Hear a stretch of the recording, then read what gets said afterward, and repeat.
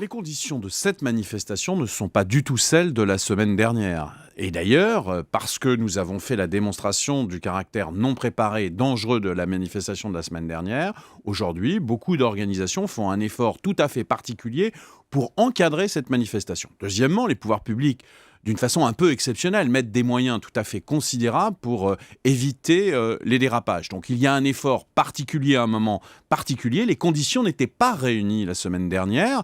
Et évidemment, nous avons pris la bonne décision, celle qui évitait le plus gros des désordres et peut-être aussi des manifestations insupportables que l'on a vues par ailleurs. Jean-Marie Le Guen, en changeant de pied comme ça, vous donnez finalement un peu le sentiment de céder à la violence et de dire, parce qu'il y a eu des violences le week-end dernier, on va autoriser finalement cette manifestation parce qu'on ne sait pas bien où aller, on ne sait pas bien quoi faire. Nous avons toujours dit que manifester est légitime. Et d'ailleurs, on comprend l'émotion qui existe aujourd'hui. Nous tous, lorsque nous voyons les images de ce qui se passe au Proche-Orient, nous sommes confondus et nous voulons appeler très fortement à la paix. Mais en même temps, nous savons aussi, parce que nous ne sommes pas naïfs, qu'il y a au-delà de ces manifestations des gens qui ont la tentation d'exploiter cette émotion pour, d'une part, orienter une partie de la population sur des slogans qui sont inacceptables en République. Et évidemment, on pense tout de suite aux expressions antisémites qui sont très présentes sur le net, très présentes dans un certain